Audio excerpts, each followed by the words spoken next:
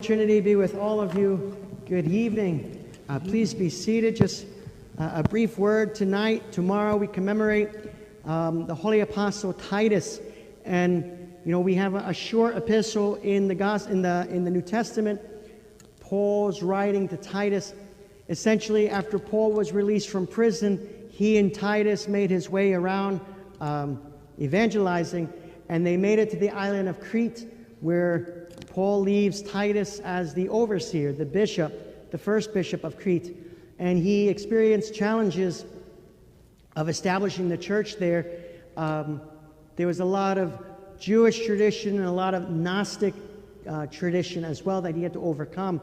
And being a young man, he was instructed by St. Paul, to find righteous men to establish as presbyters, as priests, and gave him instruction on our good works, but also that salvation is found through faith in Jesus Christ, through his grace upon us.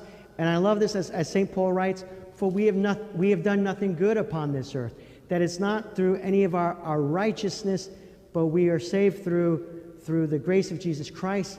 But then continues to extend it to say, as you are saved, you must bear good fruits, for we are made for this work.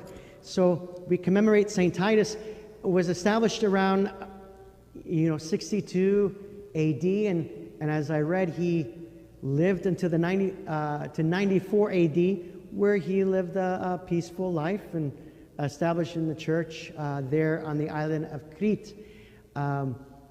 There was some notes saying, much like Timothy, he had a lot of these struggles of overcoming bad practices and bad theology. It said, unlike Timothy, he had to establish these churches where Timothy was already correcting bad behavior in established communities. So that was interesting to see that Titus was more establishing the churches there on Crete, whereas Timothy, his contemporary, was filling in where churches have already been established. But they were both, disciples of St. Paul the Apostle. So now you know the rest of the story, right? Please come forward to venerate the icons and have a pleasant evening. Orthros will begin tomorrow at 8, Divine Liturgy at 9.